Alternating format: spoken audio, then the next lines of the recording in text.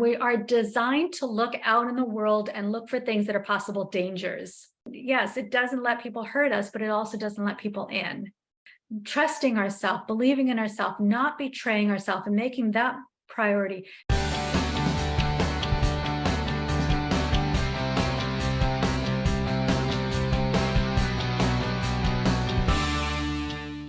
Releasing resistance and letting go. Letting go. This is a big one for a lot of people because, again, we are designed to look out in the world and look for things that are possible dangers. We're designed to feel, to make ourselves safe. And so in order to be safe, I've got to look at all the possible dangers and try to avoid it. So what happens is now I start to go through life more in fear, right? There's a saber-toothed tiger out there. I've got to, react to every rustling of the bushes. And so letting go of that primal part of our brain and releasing that resistance, letting go of the obstacles that might be blocking what it is we want, letting go of the how, letting go of the specifics of what we want. I want to separate a little bit the two. I wanted to, kind of go through this quickly, but I want to dive a little bit deeper into it. Resistance is putting out the fear of what I don't want. I don't want someone who's going to cheat on me, right? I'm resistant to that. And as soon as I get one little, instance or I see someone that I might be really falling for, but I'm afraid that he's going to cheat on me, I'm going to push him away. So I'm either going to push him away into cheating on me, or I'm going to push a good person away.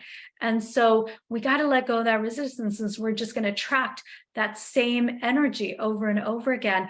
And then letting go of the need to control, letting go of forcing, letting go of making things happen or making things fit. It's forcing that square peg in a round hole, because this one has to work, because if it doesn't, then all hell will break loose for me.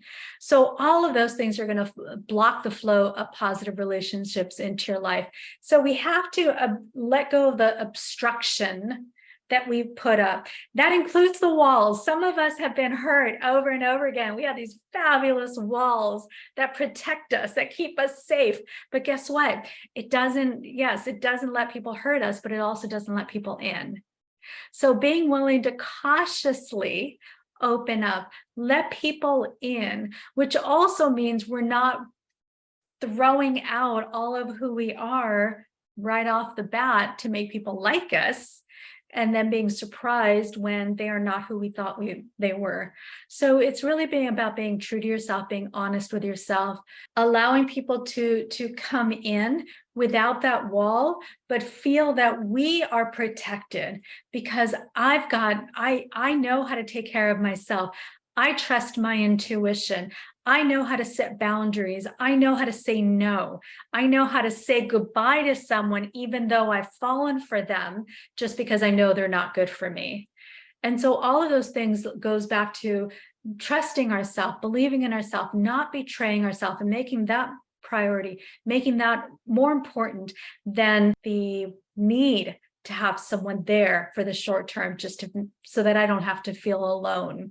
So all of that will help us to let go and release resistance, because we're starting to trust ourselves more than we put trust in people that haven't earned that in our life yet.